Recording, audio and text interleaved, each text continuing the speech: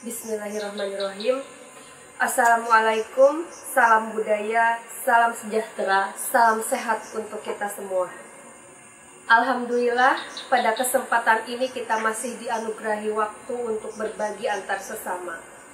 Pada kesempatan kali ini kami dari gabungan beberapa pelaku seni bermaksud untuk menyelenggarakan kegiatan pentas amal.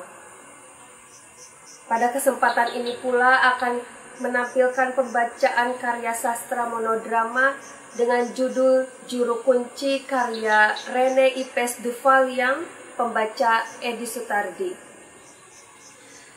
Setelah menyaksikan tampilan sederhana dari kami, bapak-bapak, ibu-ibu, kakak-kakak, adik-adik, dan om dan tante dan sanak sebarataan yang ingin mendonasikan sebagian dari rezeki yang dimilikinya untuk keluarga kita yang terkena musibah kebakaran di Jalan Fatmaraga, Kota Baru, dengan total jumlah terdampak 150 kakak. Donasi bisa langsung ditransfer ke rekening BRI atas nama Dana Bantuan Kebakaran Fatmaraga KTB dengan nomor 4519 01 017503 539. Terima kasih. Selamat menyaksikan. Sebuah monodrama dengan judul Juru Kunci karya Rene Yves Duvalier. Cerita terjadi 5 tahun berselang setelah Perang Dunia Kedua, antara tahun 1940 sampai 1945 di sebuah pemakaman komplek keluarga bangsawan. Malam hari, kabut bergantungan di mana-mana. Sebuah tiang listrik berdiri tegak bersilang ke kiri. Garda depan masuk membisu. Sesekali terdengar hembusan angin dan suara burung-burung camar.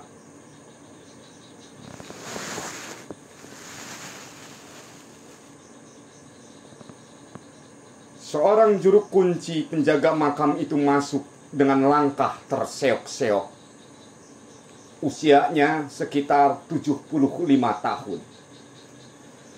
Ia mengenakan topi lelakan hitam, overcoat beludru kumal, dan memakai sepatu Lars. Tangan kanannya memegang lampu senter, sementara tangan kirinya memegang sebotol minuman mahal dengan merek Cointreau, sambil sesekali meneguknya. Wajahnya kuyup, kumis dan brewoknya tumbuh tak beraturan di sekitar dagu dan bibirnya. Ditengoknya arloji di tangan kirinya. Ia melangkah masuk ke pos garda, mendengarkan radio sambil menyulut sebatang cerutu.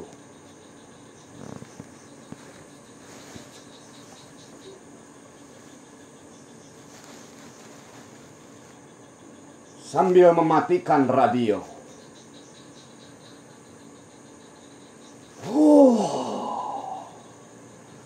lagi-lagi musik cengeng kaum Borozois itu.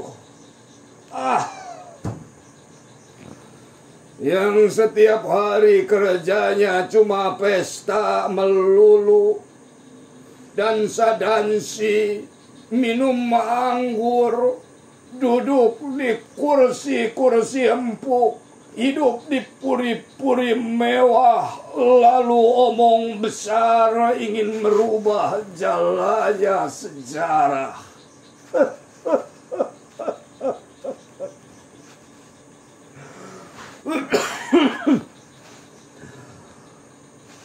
Bicara tentang revolusi, padahal mereka tidak pernah terjun langsung ke dalam kancah peperangan sekalipun. Mereka tidak tahu bau asap mesiu, Yang mereka tahu cuma asap cerutu yang sudah terlalu penuh mengisi kantung-kantung mereka yang tebal. Sungguh malang orang-orang yang diselamatkan oleh kesempatan tapi dilupakan sejarah.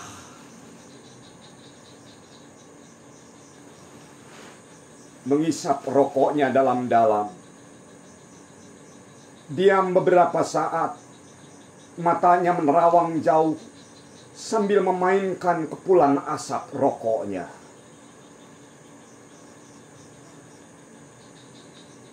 Lebih baik seperti aku yang diam-diam telah berbuat banyak kepada negeri ini.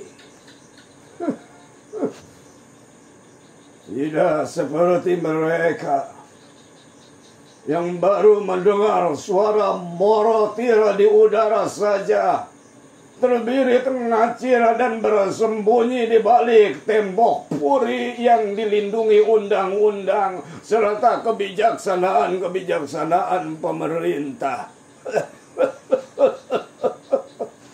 Begitu perang usai, mereka berebutan untuk tampil sebagai pahlawan ini atau panglima anu yang cuma omong besar tentang politik, sejarah, demokrasi atau apalah namanya. Sambil mendengar musik, minum anggur mahal, isap cerutu impor.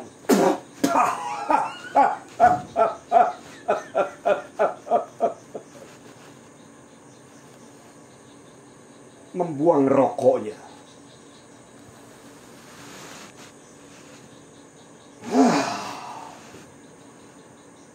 Dikiranya mengatur sejarah ini cukup dengan musik, dansa-dansi, dan setumpuk teori-teori apa. Coba pikir, apakah itu adil? Atau barangkali Tuhan telah lama buta dan tidak sanggup lagi melihat semua ini. Diam lagi, membisu.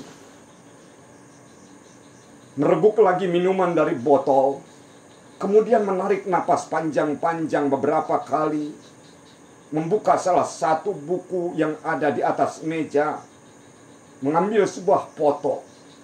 Lama dipandangnya foto itu.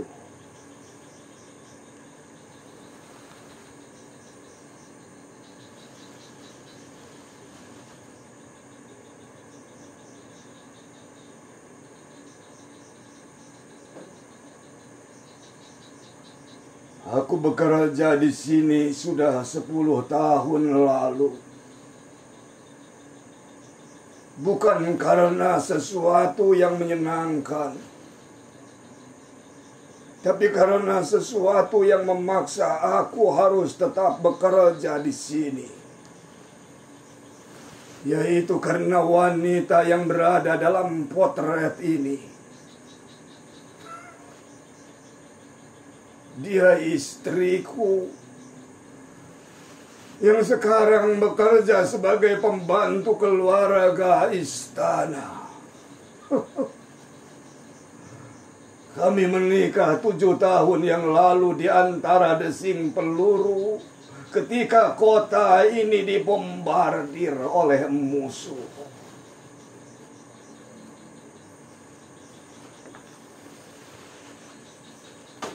Mengatur napas sejenak.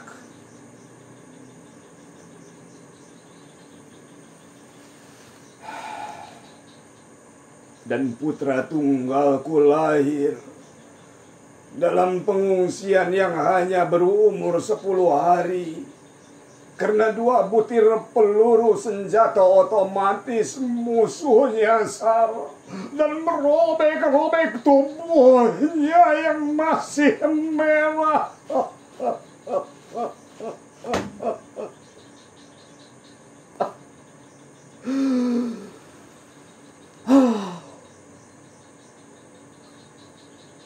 Menunduk sedih. Tangannya gemetar, memandang potret itu.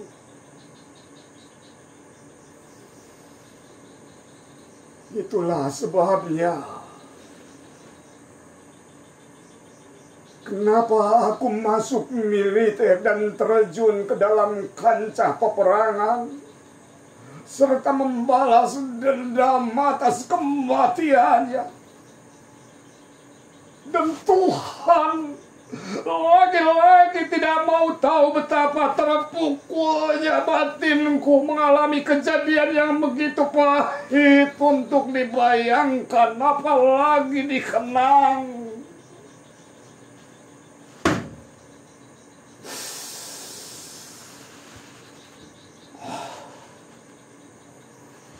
Menarik panjang beberapa kali.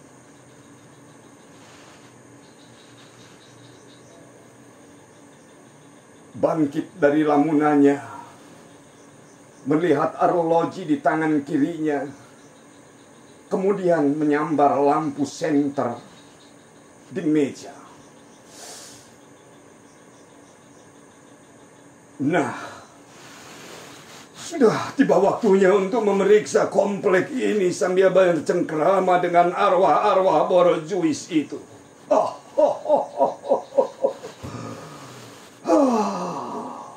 Biasa, tugas rutin. Inilah nasib orang kecil seperti aku. Membentukkan letak-letak topinya, serta membantungkan overcoat-nya. Baru hendak melangkah keluar, tiba-tiba telepon tua di meja berdering. Tertegun sejenak sambil menerka-nerka siapa yang menelpon. Telepon itu kembali berdering berkali-kali.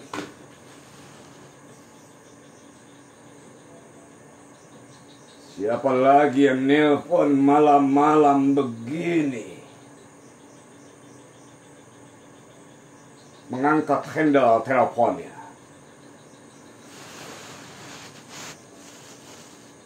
Iya. Halo? Iya, betul. Saya sendiri, Tuan. Apa, Tuan? Pesan tempat. Untuk berapa orang, Tuan? Oh iya, kalau cuma untuk satu orang sih masih ada, Tuan. Ya, maklumlah, belakangan ini banyak sekali orang yang mati mendadak. Iya.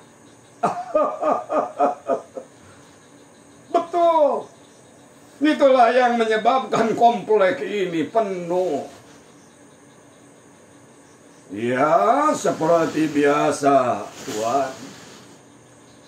Ada yang mati karena kebanyakan makan.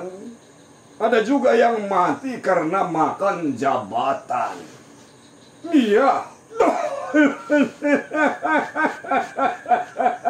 Iya. Betul. Bagaimana? Lalu kemenakan Tuan ini mati karena kebanyakan minum setelah menyelesaikan pestanya yang terakhir. Bukan begitu, Tuan? Iya. Iya. Memang begitu kehidupan ini, Tuan. Kita lahir kemudian untuk mati. Iya. Ya. Saya ikut bela sungkawa atas kematian kemenakan Anda itu, Tuan. Semoga dia bisa diterima oleh nenek moyangnya di sini dan menjadi juara dansa di akhirat nanti. Ya. Iya. Apa? Oh, iya baik, Tuan. Ini malam juga akan saya sediakan tempat untuknya. Ya, mudah-mudahan dia akan kerasan di sini. Besok jam 9 pagi. Oh iya, Tuan. Pokoknya serahkan saja semuanya pada saya, Tuan. Ya, percaya sajalah pada saya, Tuan. Ya. Ya. Ya, bahkan malaikat-malaikat pun tahu siapa saya. Ya, seorang veteran yang ditempatkan pada divisi artileri dalam staf perbekalan dan amunisi yang lolos dari medan pertempuran paling keras. Beres, Tuan.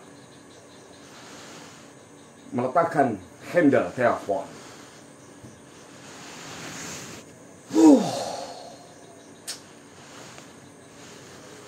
Pesan tempat untuk orang mati saja seperti pesan tiket pesawat saja.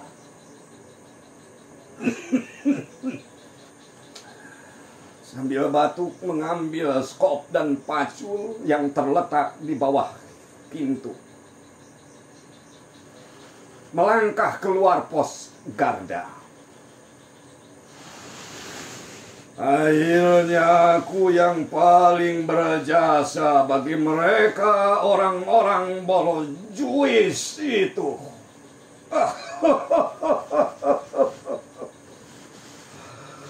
Tuhan kadang-kadang adil, tapi sering juga ngawur.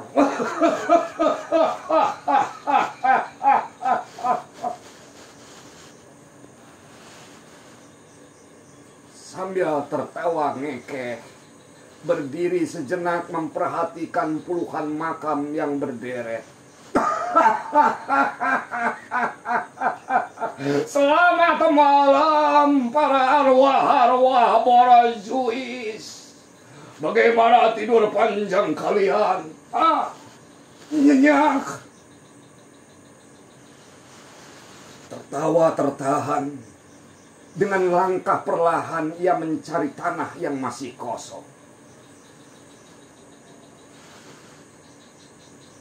Nah, iya, sebelah sini barangkali masih ada yang kosong. Oh, iya, bukan. Atau sebelah situ barangkali. Juga penuh. Kalau sebelah sana terlalu sempit. Menyoroti satu persatu gundukan tanah itu.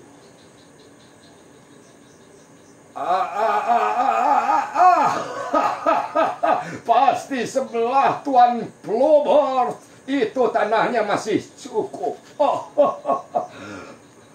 Ia melangkah di antara tumpukan-tumpukan tanah. Permisi Tuan. Permisi Nona. Juru kunci mulai menggali tanah itu.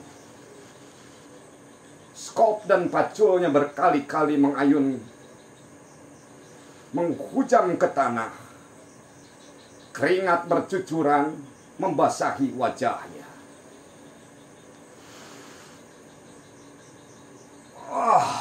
Tanah ini milik Tuan Plobert. Bukan begitu, Tuan. Dan besok pagi Anda akan kedatangan tamu. Ya, Anda akan bertemu dengan cicit Anda. Ya, tapi sayang sekali umurnya terlalu pendek karena alkohol.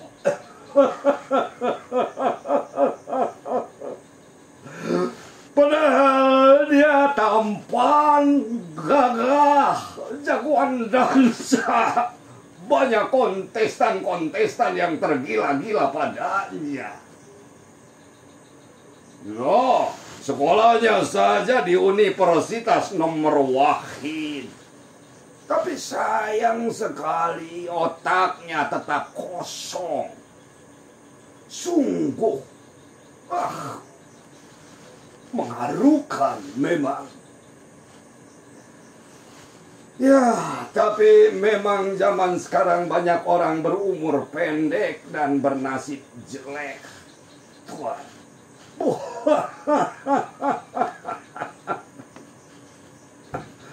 Tak beberapa lama tanah itu selesai digali. Lubangnya menganga siap diisi. Juru kunci melempar skopnya dan paculnya. Napasnya tersengal-sengal.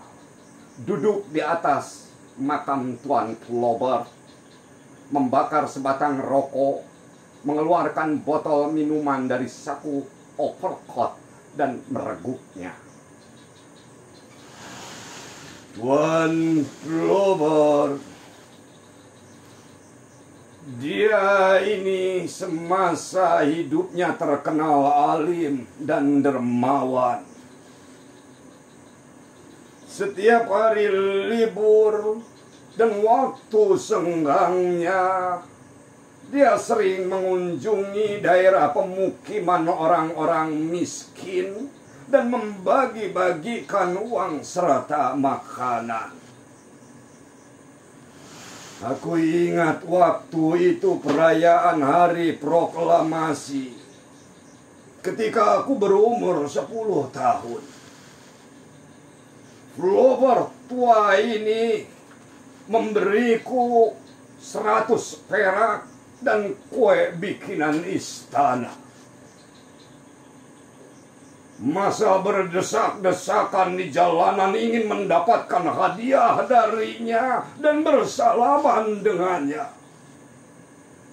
Dia dielu-elukan, disanjung, dikalungi bunga, dan disembah tak ubahnya seperti seorang raja yang agung.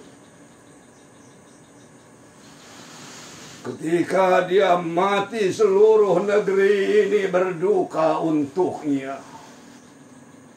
Plover tua yang besar itu pun terbujur di tanah yang sempit ini tanpa sanjungan dan karangan bunga lagi.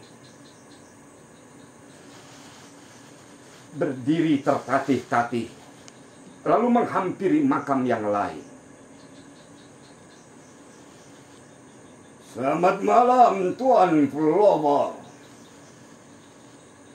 Itulah nasib orang besar terakhir negeri ini. Berhenti di makam sebelahnya.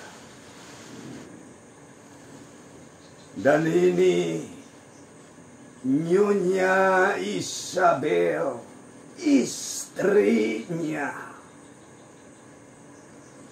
Seorang perempuan yang angkuh, judes dan berhati batu.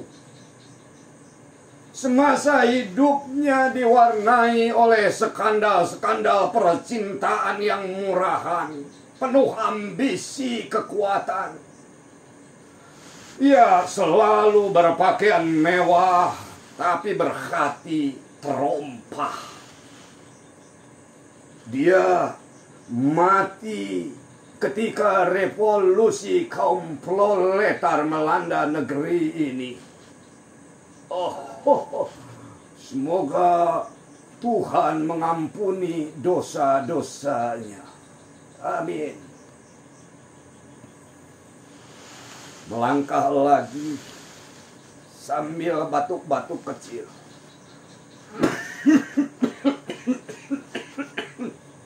Nah, kalau yang ini pasti makam Tuan Alfred yang korup itu. Menyorot makam itu.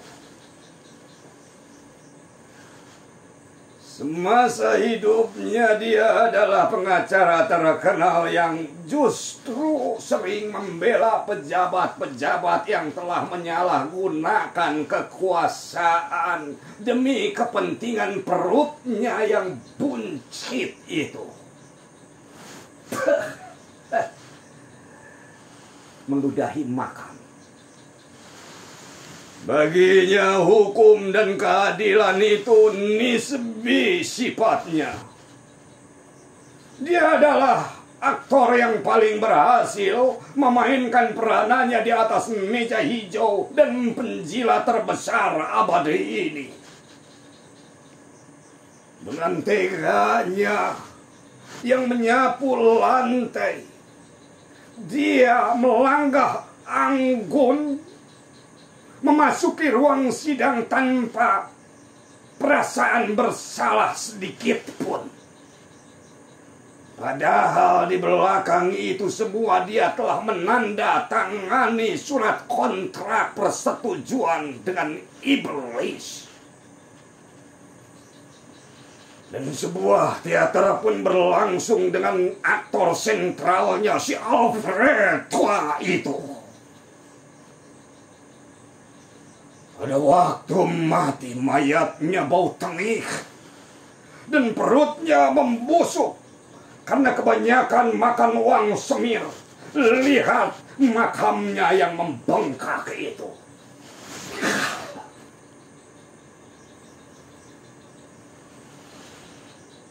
Melangkah lagi sambil menutup hidungnya.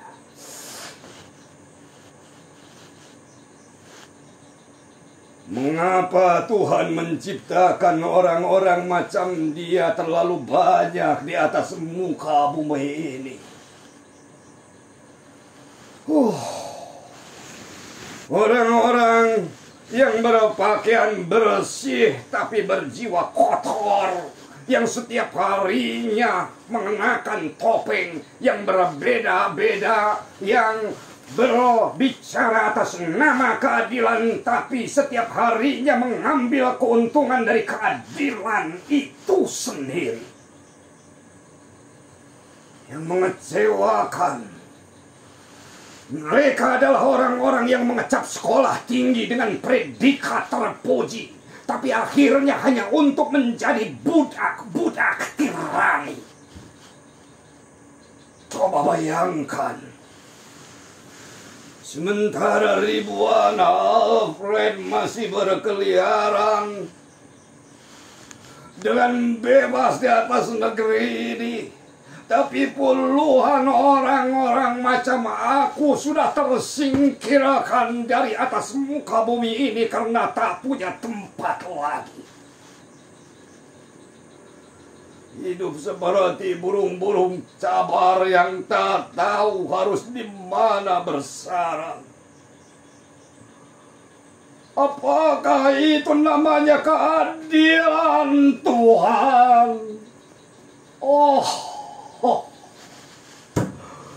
Tuhan, lagi-lagi sudah terlalu banyak urusan dan repot.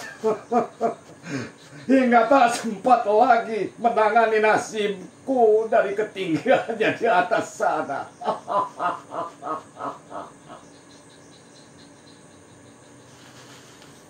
Mereguk minumannya sampai habis. Kemudian dia membisu, menghisap rokok berkali-kali. Kemudian membuangnya dengan sesal. Batuk-batuk kecil. Sudah setengah mabuk.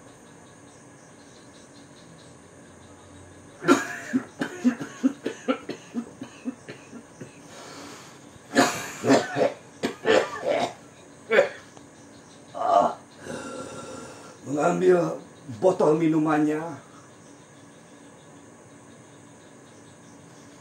ia menuangkan di mulutnya. Tapi ia kecewa. Botol itu telah kosong.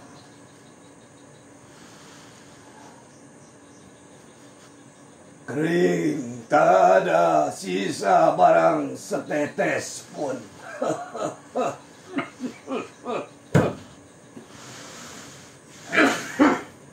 Itulah minuman mahal terakhir yang masuk ke dalam tenggorokanku untuk minggu ini.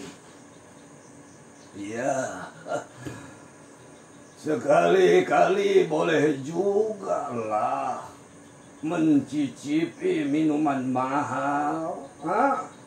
Ya, memangnya cuma mereka yang boleh minum sedangkan aku tidak. Sungguh tidak adil. Melangkah lagi.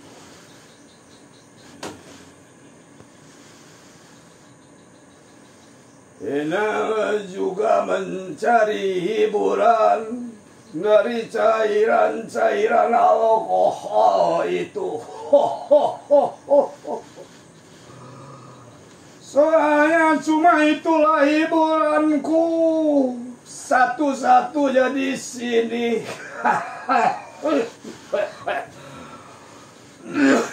Ia bernyanyi melantur sambil batuk-batuk. Enaga juga mencari hiburan dari cairan-cairan alkohol itu. Minuman sampai mabuk, merokok sambil puas, bercengkrama dengan arwah-arwah borjuis ini. Aku kan tidak bisa seperti mereka setiap hari minum anggur mahal, keluar masuk lantai dansa, makan di restoran-restoran kelas 1 sambil bercengkrama dengan perempuan-perempuan terhormat dan membagi-bagikan janji palsu.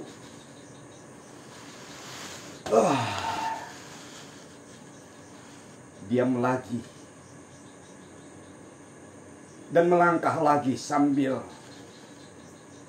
terseok-seok,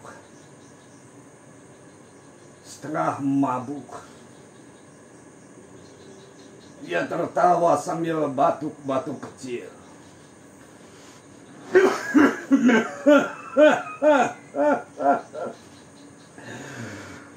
Kalau sudah begini, rasanya dunia ini menjadi begitu indah. Pikiran mengembang, perasaan menerawang, dan badan menjadi panas.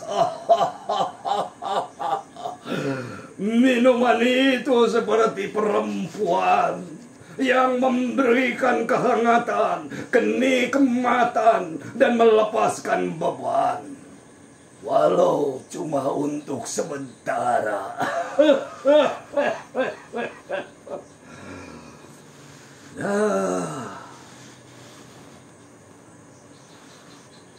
Tertawa tertahan sambil batuk-batuk lagi, lalu melangkah lagi, tapi kemudian berhenti ketika kakinya menyandung makam yang lain.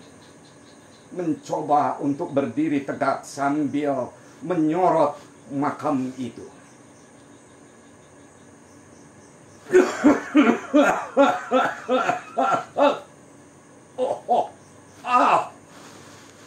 Ini pasti makam Nona Catherine yang mati muda karena sakit jiwa. Oh, iya. Selamat malam, Nona Catherine. Bagaimana keadaan di bawah sana? Dingin? Apa perlu aku temani?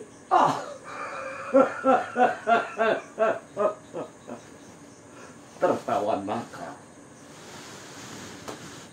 Seorang perempuan muda yang masa hidupnya penuh dengan petualangan cinta dari satu ranjang ke ranjang lainnya. Ia memang memabukkan. Ya, seperti alkohol yang berkadar tinggi. Dia membakar iman setiap laki-laki yang runtuh dan merangkak di ujung roknya. Perempuan ningrat yang berakhlak bejat. Pernah suatu hari dia kedapatan sedang bermain cinta dengan seorang tokoh agama di ruang atas bagian rumah Tuhan. Sungguh perbuatan yang gila, yang betul-betul nekat. Akhirnya tokoh agama itu pun mati bunuh diri dengan melompat dari ketinggian paling atas bagian rumah Tuhan sambil menggenggam kitab suci di tangannya.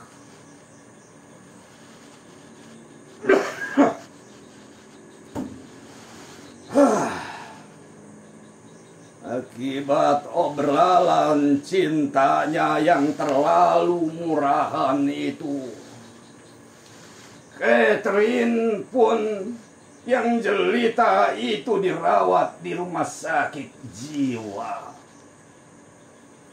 Dia gila karena ulahnya sendiri dan tak lama kemudian dia mati dalam ruang isolasi.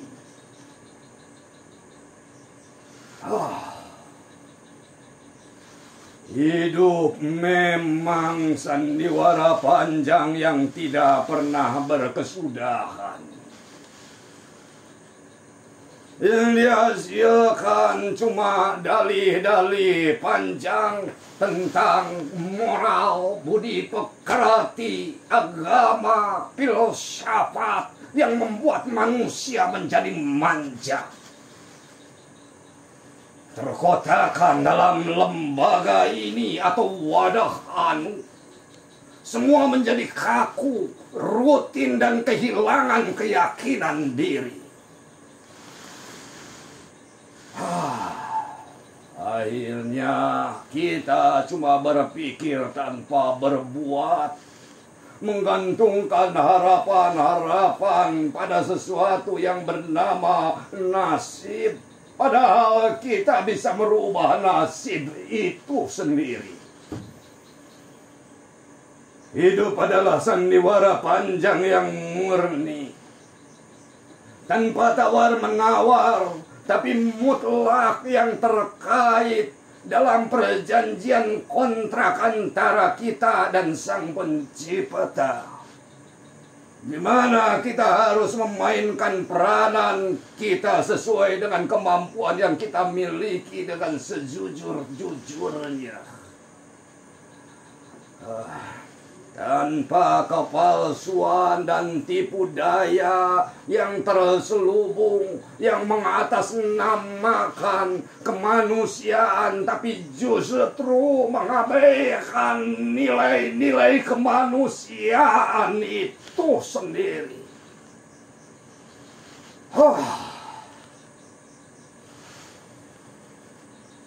Merenung sejenak, duduk di atas salah satu makam. Sementara agama mengajarkan pada kita untuk berbuat baik, sabar, bijak, tawakal, prihatin, yang hanya merupakan dongengan-dongengan pengantar tidur yang membuat kita terlelap, terlena seperti anggur penghibur untuk sementara. Sesuatu yang memojokkan kita ke dalam suasana di mana kita tidak lagi dapat berbuat apa-apa.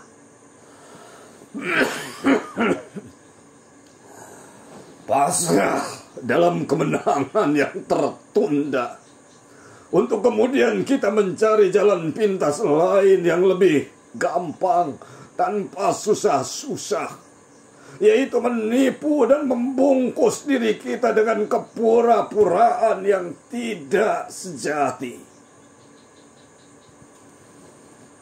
Menerawang jauh dengan pandangan Nana.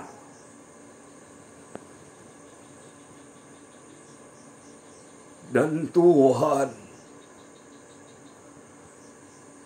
Kau juga salah satu yang ditokohkan dunia dalam agama, hingga menjadi aktor sentral dan sutradara yang mutlak. Tapi kau tidak menciptakan sesuatu teater dengan aktor-aktornya yang baik, yang menyuguhkan tontonan bermutu. Lakonmu hanya bagus ditonton beberapa gelintir manusia saja, tidak termasuk aku yang di luar hitungan ini. Kegagalanmu adalah kegagalan umat manusia dalam formatnya yang universal.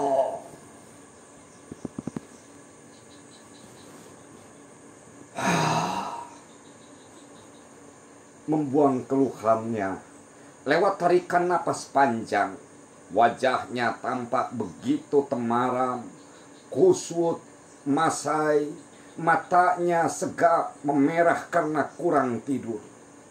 Dia seperti sedang menahan gejolak perasaan yang begitu kuat menghanyuti jiwanya yang penat. Malam semakin bergelincir ke titik yang paling pinggir. Suaranya semakin sayup, seakan sedang berkencan dengan gulita yang tenang. Tak ada purnama, juga gumintang yang menghiasi cakrawala. Yang ada cuma serangga-serangga malam yang bernyanyi ria, yang membentuk suara-suara simfoni. Tak putus-putus bagaikan arus. Begitu berkepanjangan seakan meratapi kehidupan manusia. Mengeluarkan bungkusan rokoknya, mencabut dan menyulutnya sebatang.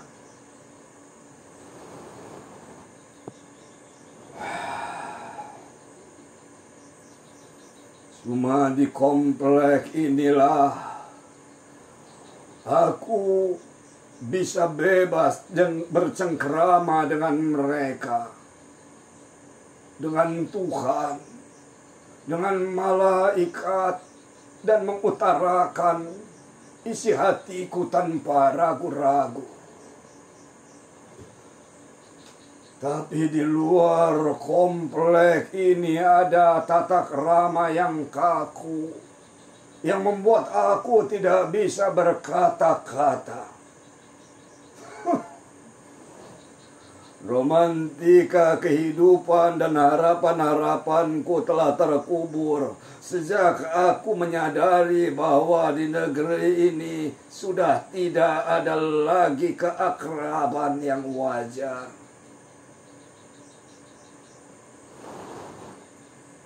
Diam beberapa saat, tapakur, membisu dalam kesunyian.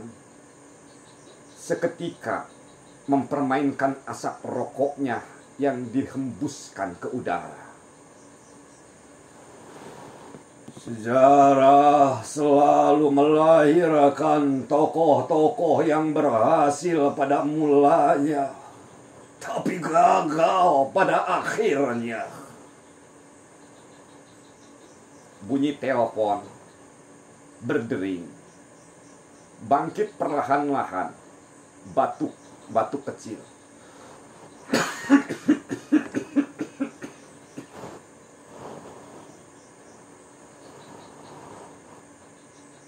Telepon di pos Garda beberapa kali berdering. Juru kunci hanya memandang malas ke arah telepon. Ia tampak enggan meladeninya. Kembali telepon itu berdering berkali-kali.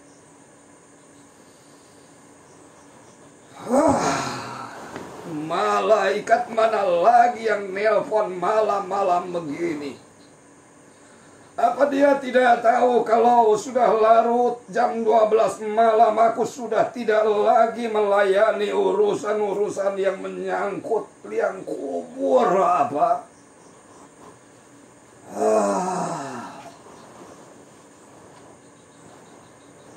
Senaknya saja mencuri waktu istirahatku.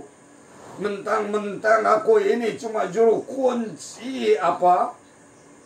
Tuhan pun tidak pernah berani mengganggu aku dalam saat-saat begini.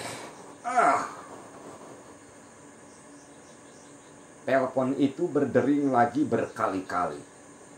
Melangkah terseok-seok menghampiri suara itu dengan wajah yang geram. "Ya, tunggu kataku. Dengar, manusia tidak tahu diri, berhati karang dan tidak punya perasaan.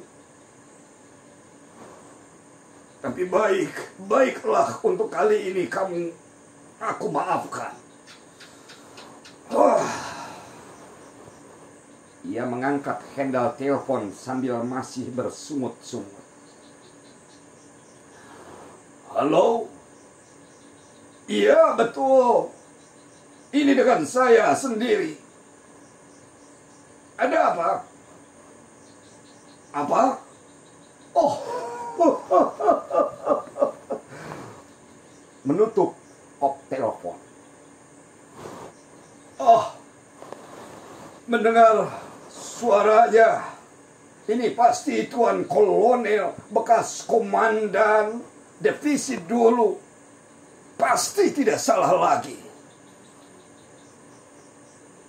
Ia merapatkan telepon kembali di telinganya. "Halo? Tuan Kolonel, Anda masih mengingat saya, bukan?" "Iya, betul. Tepat sekali. Ya, sekitar tahun 1943. Pada waktu itu ada serangan udara di mana pasukan kita kocar-kacir diserang musuh. Iya." "Saya ingat. Iya, dan saya turut mundur sambil membawa perbekalan dan amunisi ke bukit tanpa. Kemudian saya bersembunyi di balik sebuah pohon dan iya betul, saya tertawan." Tertawa berganti. Ia berubah menjadi geram. "Ya, tapi tak lama saya dibebaskan karena dianggap tidak termasuk personal pasukan tempur. Bukankah Anda sendiri dan beberapa personal inti lainnya juga terbirit-birit, ngacir sambil terus memberi komando untuk bertahan?" Sesuatu lelucon yang tidak lucu, Tuan. Iya, dan saya tidak ingat lagi membayangkan apalagi mengalami lagi kejadian semacam itu.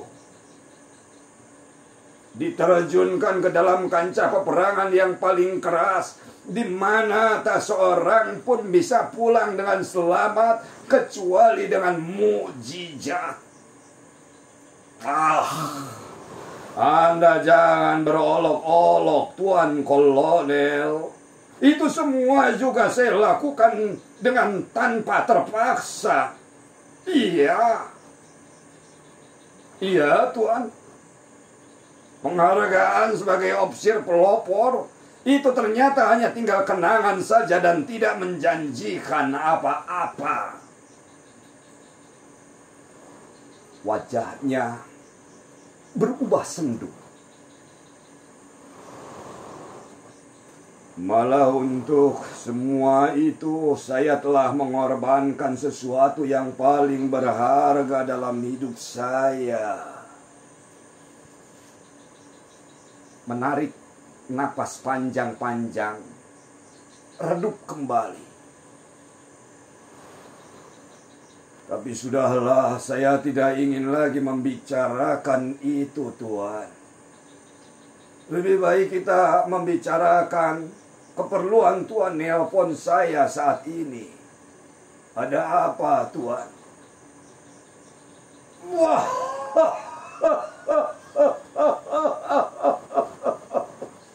Tuan, jangankan untuk 3 orang, untuk 1 orang pun sudah tidak ada lagi. Sudah penuh. Iya, tempat terakhir yang ada sudah diambil oleh Tuan Bismarck untuk kemenakannya yang akan dikuburkan besok pagi jam 9. Iya. Ya, terkecuali Tuan Bismarck bisa menunda kematian kemenakannya itu. Menutup knop telepon.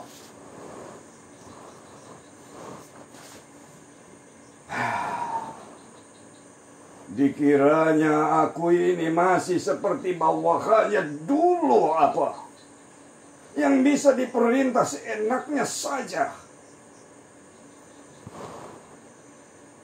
Menempelkan kembali knop telepon di telinganya. Apa Tuan? Oh, maaf Tuan. Kali ini saya tidak bisa menuruti perintah Anda. Keadaan sudah berubah.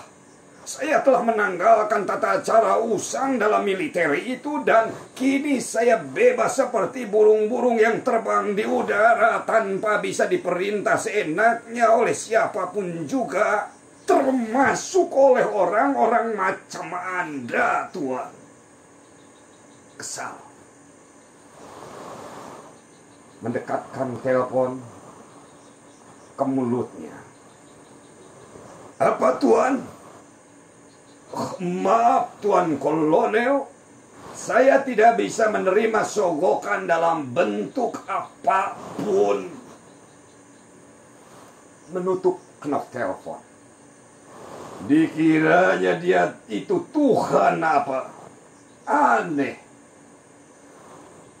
Kok mau cari tempat untuk orang mati saja sampai mau pakai sogok segala seperti orang kemalaman yang cari tempat tidur di hotel yang sudah penuh.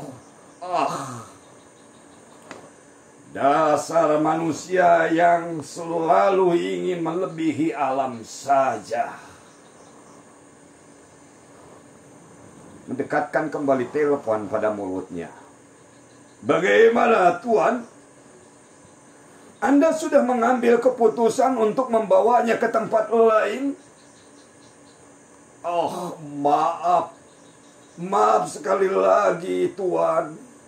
Keputusan adalah keputusan dan bukankah Anda sendiri yang mengajarkan pada saya untuk bersikap pasti dalam mengambil keputusan?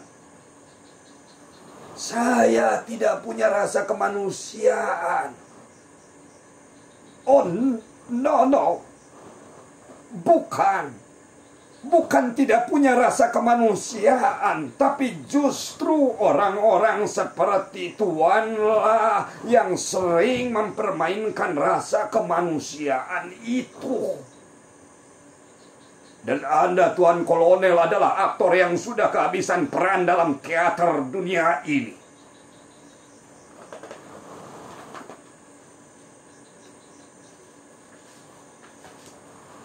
Saya turut berduka untuk 3 orang saudara Tuan itu, serta prihatin atas nasib Tuan yang juga sama jeleknya dengan sejarah negeri ini.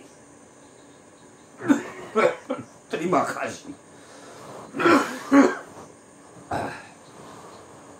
Dia batuk-batuk dan meletakkan teleponnya dengan kasar. Sebaiknya keprihatinan itu Anda bawa tidur saja, Tuan. Karena kepala saya sudah berat dan mata saya sudah penat diserang rasa kantuk yang hebat. Selamat malam, Tuan Kolonel. Semoga Tuhan memberkati Anda.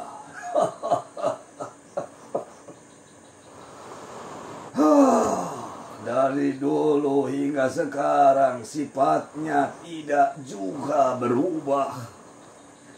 Selalu main perintah.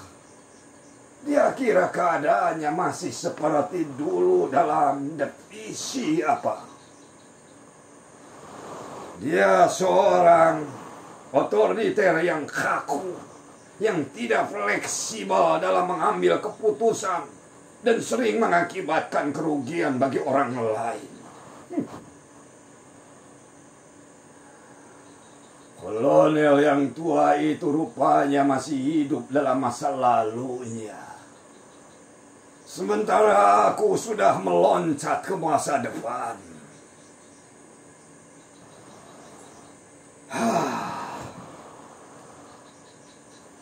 Ia membisu sesaat. Wajahnya tampak begitu lelah. Matanya sayu. Ruang Garba yang merangkak dengan tatapannya yang kosong. Di luar angin bertiup sangat kencang, menerpa kabut yang semakin menebal. Awan hitam telah berubah menjadi kelabu. Nyanyian burung-burung camar di kejauhan semakin riuh. Pertanda malam sudah sampai pada dini. Subuh dalam bayangan yang belum lagi sempurna. Terima kasih.